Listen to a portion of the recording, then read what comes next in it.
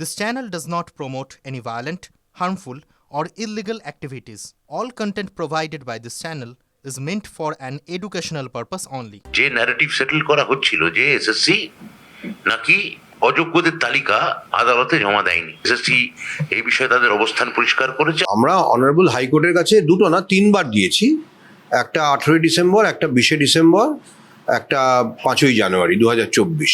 5300 মতন হয়তো ক্যান্ডিডেট হবেন যারা কিনা মানে আমাদের চোখে বিতর্কিত ক্যান্ডিডেট, বলা যেতে পারে অযোগ্য ক্যান্ডিডেট। তো তাদের একটা তালিকা আমরা প্রকাশ করেছি, অনারেবল কোর্টের কাছে আমরা দিয়েছি। এরপর মহামান্য বিচারপতির যা মনে হয়েছে তিনি অযোগ্য এবং যোগ্য একসঙ্গে তিনি প্যানেল ক্যান্সেল করেছেন। আমরা তার বিরুদ্ধে সুপ্রিম কোর্টে গেছি। এসএসসি যে বলছে আমরা লিস্ট পাঠিয়েছি, ওটা এসএসসি লিস্ট পাঠায়নি। এসএসসি বলছে সিবিআই আমাকে যে তথ্য দিয়েছে তার উপর আমি দিলাম। সিবিআই তো পূর্ণ তথ্য দেয়নি, তদন্ত চলছে। এসএসসি তো জানে যে গোটা ব্যাপারটাই তারা ঘোটালা করেছে, কেন তারা ওএমআর শিট রাখলেন না? সব মানুষ যে সব কাজ সঠিকভাবে করতে পারে তার তো কোনো মানে নেই। নেতাজি সুভাষচন্দ্র বসু তার বইতে এক জায়গায় লিখেছিলেন, তরুণের স্বপ্ন বইতে, রাইট টু মেক ব্লান্ডার, মানুষের অধিকার আছে ভুল করবার। দেখুন, এই ঘটনা যে ঘটেছে, চাকরি চলে গেছে, তার জন্য দায়ী হচ্ছে মমতা বন্দ্যোপাধ্যায়। মমতা বন্দ্যোপাধ্যায়কে সিবিআই এর উচিত জিজ্ঞাসাবাদ করা, এবং আমার বিশ্বাস যদি ঠিক পথের বিচার হয় মমতা বন্দ্যোপাধ্যায় জেলে যাবে। ভেবে দেখুন তো, কিছু বঞ্চিত চাকরি প্রার্থী আদালতে মামলা না করলে তৎকালীন বিচারপতি অভিজিৎ গঙ্গোপাধ্যায় তিনি সিবিআই তদন্তের নির্দেশ না দিলে আমরা তো জানতেই পারতাম না ঠিক কতটা পাঁক রয়েছে। এই যে আজকে শিক্ষামন্ত্রীর মুখে অযোগ্য শব্দটা, এটা তো চিরকাল ব্যতিক্রমী একটা বিষয় হয়েই রয়ে যেত, তাই না? আজকেরটা ব্যতিক্রমী কিনা জানি না, কিন্তু আগের সেই ব্যতিক্রমী নিয়োগের স্টান্স থেকে সরে এসে তিনি যে অ্যাটলিস্ট যোগ্য অযোগ্য নিয়োগের স্টান্সে এসছেন, এটাই কি কম পাওয়া? আর দেখুন, এই যে পাকের কথা বললাম না, এই পাক তো এসএসসি নিজেই পরিষ্কার করে দিতে পারতো। হাইকোর্টে হলফনামা দিয়ে নয়, মামলা হওয়ার বহু আগে, মামলাটা যেতই না তার আগেই নিজেরা যখন জানতেন, প্রথম কথা হতে দিতেন না, আর যদি কেউ কিছু করেও থাকে তাহলে তারা সেই জায়গাটাকে পরিষ্কার করে দিতেন। পরপর বদল তো হয়েছে।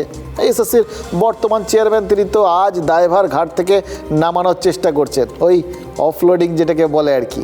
আর কোথায় নামানোর চেষ্টা করছেন? ঠেলে দিচ্ছেন পূর্বসূরির ঘাড়ে, দোষ চাপিয়ে বলছেন অরিজিনাল ওএমআর থাকলে এত সমস্যা হতোই না। 2016 সালে পরীক্ষার 1 বছর পর সব ওএমআর নষ্ট করে ফেলেছিল এসএসসি। এটাই মানে দায় ওই তখনকার যিনি শীর্ষে ছিলেন তার। সিবিআই গাজিয়াবাদে গিয়ে হার্ড ডিস্ক উদ্ধার করায় 0 পেয়েও 53, এরকম অসাধারণ সব দুর্নীতির তথ্য তো আমাদের সামনে এসছে।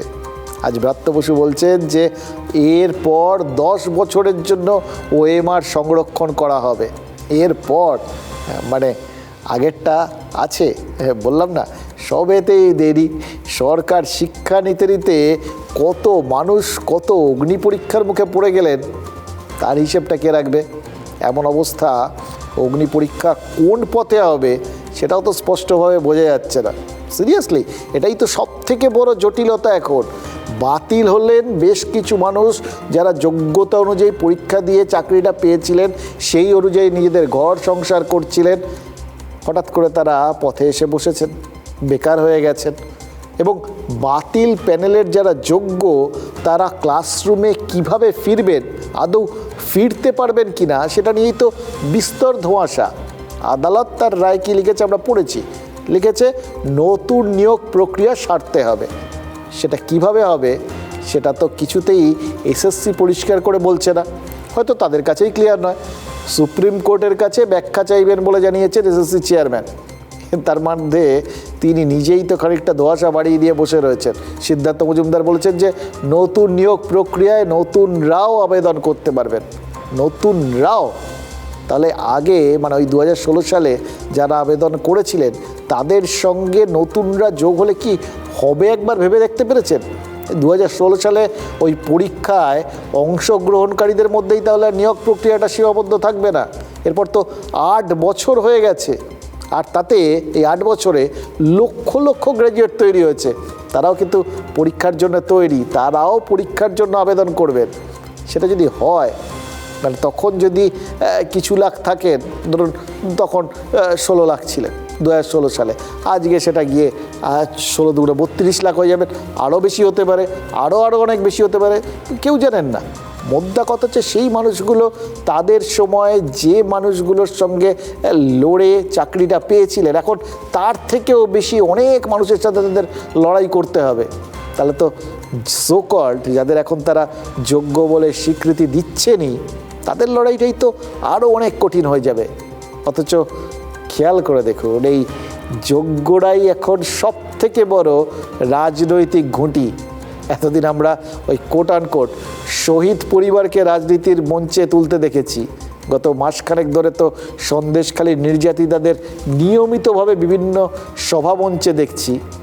দেবাংশু ভট্টাচার্য, ওই তমলুকের প্রার্থী, তাকে মমতা বন্দ্যোপাধ্যায় যা আজকে নির্দেশ দিয়েছেন, তাতে কি মনে হচ্ছে জানেন, খুব তাড়াতাড়ি হয়তো আমরা এই চাকরিহারাদেরও এই ভোটের মঞ্চে দেখতে পাবো। তারা এখন এক্সিবিট করার বস্তু, তাদের আর কোনো ভ্যালু নেই, তারা ভোট পাওয়ার টোপ। যে মহামান্য আদালত আমাদের এই ওএমআরগুলোকে পুনর্মূল্যায়নের নির্দেশ দিয়েছেন, বা পুনর্মূল্যায়ন করে নতুন প্যানেল, এই মানে ক্যান্ডিডেট থেকে নতুন প্যানেল করবার নির্দেশ দিয়েছেন। এটা আমাদের আইনজীবীদের সঙ্গে কথা বলে মনে হয়নি। আমি তো সেটাই বুঝেছি যে ফ্রেশ সিলেকশন প্রসেস। মহামান্য সুপ্রিম কোর্টে নিশ্চয়ই তার রায়ের আরও স্পষ্ট ব্যাখ্যা পাবো। দেবাংশু আমি বলবো, যাদের চাকরি গেছে সেই পরিবার